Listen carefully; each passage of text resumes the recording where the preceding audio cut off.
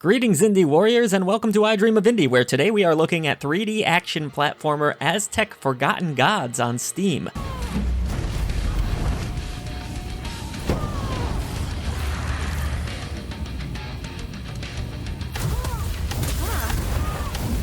Taking place on a continent ravaged by war, the Aztec Empire are now trying to pick up the pieces in hopes of a more promising future. This leads to the construction of Tenochtitlan, excuse me, I'm probably saying that wrong, which is a city full of knowledge and promise. Unfortunately, this leads to many people forgetting their history, and this is where our story begins with our lead character, Axila, a young lady with some sort of strange metallic arm, unraveling a deeper plot, which involves a bigger arm being attached to her, some sort of strange artifact relic thing of the past, and then a dragon getting into her head and then being a part of her thoughts. There are some neat ideas with this alternate history. I can appreciate what the developer was going for here, but this game, as I'll get into, is a classic example of an indie trying to do too much. The characters are very hard to take serious because of the poorly written dialogue. They don't say anything interesting, and these scenes will just go on and on with some really awkward animations and some of the strangest grunts and noises I've ever heard. Not in a cute Zelda-style way with those conversations.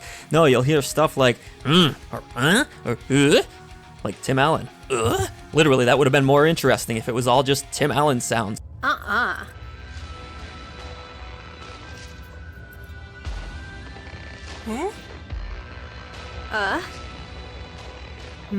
Mercifully, you can skip through the majority of cutscenes in this game, and there are a lot of them, but yeah, they're just stagnant and boring. These characters don't have anything really interesting to say or anything about them, no witty banter or anything like that. It will have you reaching for that skip button before you know it. Thankfully, you do have an initial tutorial here before the onslaught of poorly written dialogue and text takes over for a good 40 minutes. Eventually, though, you're dropped into an open world setting within this city of sorts, where there are different waypoints for you to explore that have some side missions, and then you have your main missions as well. All of your standard 3D platforming controls are here as you might expect. You'll do plenty of jumping and double jumping about. You can also eventually wall run, and one of the more interesting elements of this game is the fact that you can fly about, which, to its credit, is kind of neat. That said, this combat system felt pretty dreadful to me. It's just a matter of mashing on X for the most part, and it's bland, boring. It almost feels like there's a rhythm element to it, but that didn't click with me. There are these white bubbles that will appear to show you when you can strike an enemy. You have to be a certain distance in order to do so.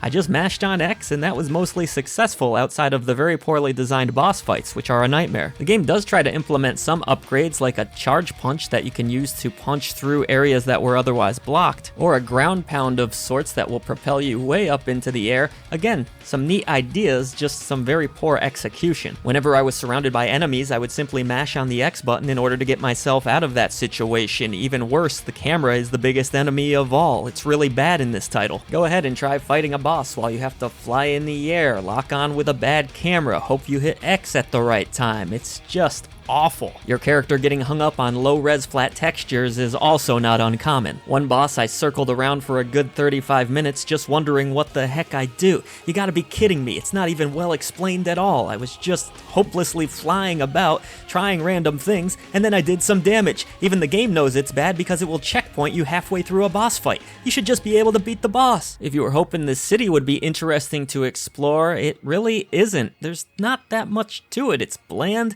it feels lifeless the more and more you fly about it. There's no interesting NPCs really to interact with. They just have the same kind of flat dialogue as everybody else in the game. Credit the developer for trying to create an open world and then having some side objectives like battling enemies to a timer, but it's the same bad combat, so that's not going to be fun either. Visually, this game has the look of, I'd say, being generous here, a 360 title. You can run it at max settings if you have the hardware, but it's really not going to help mask those very bad animations. They look like stiff dolls trying to interact with one another. Each character animates very poorly, actually.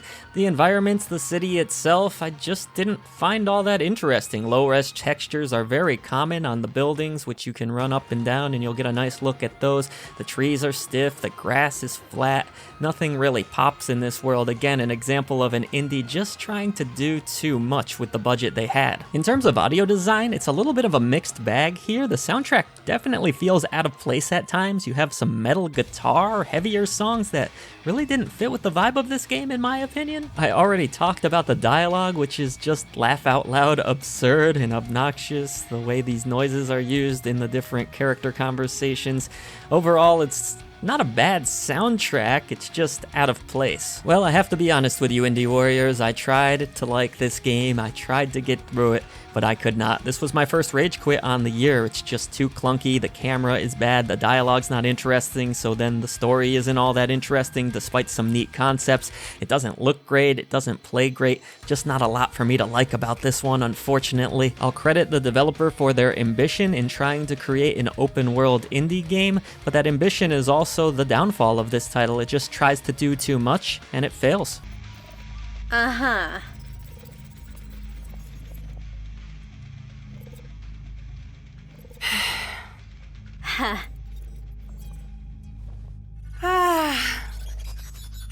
Aha.